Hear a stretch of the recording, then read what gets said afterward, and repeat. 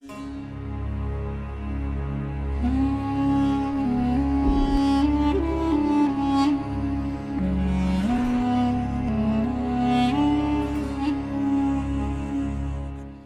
sekarang Indonesia itu dikepung oleh paham-paham keras. Sebetulnya untuk menghadapi paham-paham keras itu yang paling hebat tentu ilmu. Dalam banyak cerita, banyak saksinya juga. Pernah, ini masyhur sekali cerita ini. Saya Sya'rawi itu ketemu orang ekstrim yang mau ngebom orang-orang Islam yang sedang main di bar. Dugem lah kira-kira gitu. Karena di dunia Allah kok maksiat tok, ini baiknya mati aja daripada hidup, daripada ngeleng-ngeleng bumi gitu. Terus ditanya sama Syekh Sya'rawi, kalau betul mereka jadi mati, aina masiruhum, lalu mereka mati terus kemana? Dijawab oleh ekstremis tadi, ya ilanar, karena mereka matu fi hinil maksiyah, mati ketika maksiat. Terus jawabnya si Syekh Sya'rawi, lalu kalau mereka akan neraka, itu keinginan Rasulullah apa keinginan kamu? Apakah pernah Rasulullah itu berkeinginan umatnya mati masuk neraka? Ya enggak. Ya sudah, kalau itu tidak keinginan Rasulullah jangan lakukan. Itu kan satu ilmiah yang luar biasa. Rasulullah tidak pernah ingin umatnya mati dalam keadaan siap masuk neraka. Makanya tidak usah mati pas itu ya. Bener MC tadi, kalau mati milih tanggal dan milih tempat. Ya itu diantara pujian-pujian yang masyhur tuh, yang dulu sahabat ada yang muji Rasulullah itu, khuliqta mubarra'un min kulli aibin faka'an nama khuliqta kama tasya. Jadi itu sebenarnya makalahnya sahabat, tapi yang untung Mustafa Atif karena dapat uang banyak dari nyanyi. Jadi itu sebenarnya makalah normal dari pujian seorang sahabat, tapi yang untung Mustafa Atif. Mungkin yang untung juga pengundangnya karena ternyata abadi ya. Tapi itu makalah itu. Nah cerita Imam Sya'rawi tadi, Sya'rawi Sya'rawi Mutawali Sya'rawi ya, Mufassir itu. Saya punya kitabnya itu 27 jilid. Saya sebagai peneliti itu ya ndak tasdek amat, karena saya butuh adit ya, butuh penguat itu. Dan penguat itu pula yang saya bawa ke sini. Ya ini saya baca terjemahnya dulu, nanti saya baca Arabnya supaya dapat barokahnya Rasulullah SAW sebagai Jami'ul Kalim. Nabi pernah didatangi seorang bedui. Bedui itu Arabi, orang kampung. Minta sama Nabi, karena Nabi itu udah orang kaya, tentu kira-kira saya bayangkan ya dikasih 50.000 atau 10.000. Si Arabi ini tidak terima, dan tidak terima ngomong di depan umum. Ketika Rasulullah tanya, apa saya sudah baik sama kamu? Kata si Arabi tadi, tidak, karena kamu kikir hanya ngasih saya segini. Sahabat hampir marah saja karena Nabi tersinggung gitu. Tapi Nabi lalu mengajak orang itu ke dalam rumah. Kira-kira kalau Indonesia mungkin ditambah 200.000 atau 300.000. Kemudian, apa ini cukup? Ya cukup. Kamu sudah puas? Ya puas. Fajazakallahu min ahlin wa asyiratin. Dipuji-puji Nabi. Kemudian kata Rasulullah, ayo kita keluar. Keluar nemuin khalayak begini. Khalayak rame. Kamu tadi mengkritik saya, menghujat saya di depan umum. Maka kamu sekarang harus memuji saya di depan umum supaya clear. Akhirnya mau dia, oke kita mau. Akhirnya muji-muji bahwa Muhammad orang baik, dermawan gini.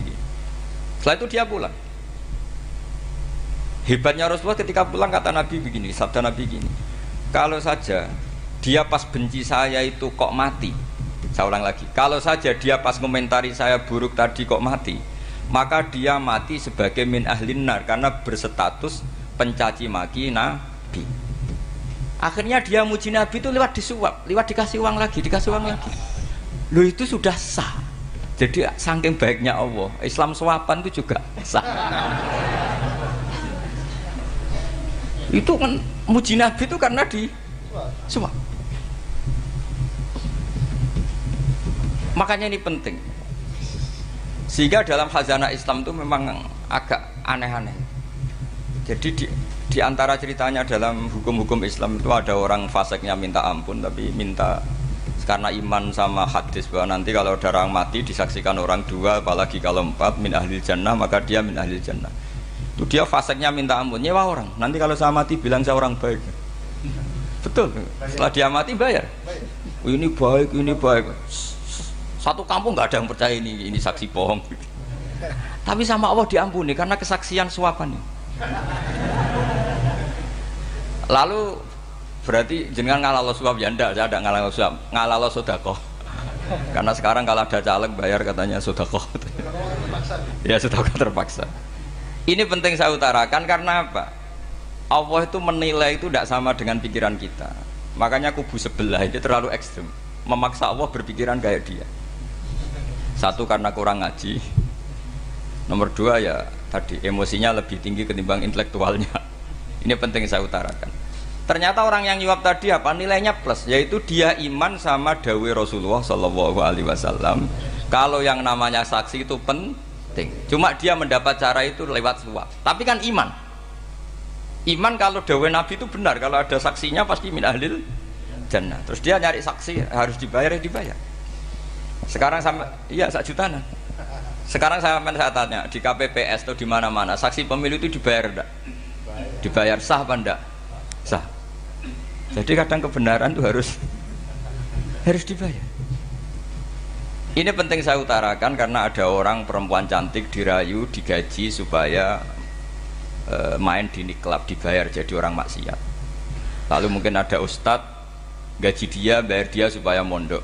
Gak tahu terusannya apa, terus diwayah apa enggak tahu saya. Pertanyaannya ketika kamu bayar kemudian jadi santri, itu kamu dosa nyuap apa dosa sedekah membiayai proses kebenaran? Sedekah. Tapi kalau yang bayar untuk jadi pegawai niklab maka membiayai kemaksiatan. Maka pembiayaan ini penting secara fikih, arahnya kemana? Ke hak apa ke batil? Sehingga di Fathul Mu'in diterangkan misalnya ada orang layak jadi pemimpin dan kemudian rivalnya itu orang yang menyesatkan atau calon perusak bangsa. Ya, maka calon pemimpin yang soleh itu wajib berkompetisi meskipun bibadlil mal. Karena kalau yang memimpin orang fasik, kampung ini rusak. Kalau yang memimpin orang soleh, kalau nggak bayar juga nggak jadi. Maka wajib bayar. Lah yang soleh bayar ini berstatus sedekah, tapi yang batil ini berstatus suap. Kenapa demikian? Karena yang namanya riswah atau ada yang baca ruswah adalah pembayaran untuk mengehakkan barang batil dan membatilkan barang hak. Sementara pembiayaan orang soleh adalah untuk memperkuat hak. Nah orang tuh nggak tahu, yang ngajinya ndak hatam-hatam tuh taunya pokoknya ar-rosi wal murtasi benar.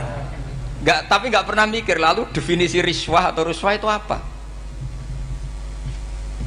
Ini bukan provokasi supaya semua calon bupati gubernur nyuap ndak, hanya nyuruh mereka sedekah saja. Jadi kalau nggak jadi, tapi sedekah betul ya, kalau nggak jadi ya tetap ikhlas dari awal memang sedekah. Lah soal gremeng ya bawaan manusia gitu ya. Ya nggak apa-apa namanya tetap gremeng. Ini penting saya utarakan, makanya menurut saya itu bangga dengan Pak Hamid karena sepupu mbah saya itu karena alimnya.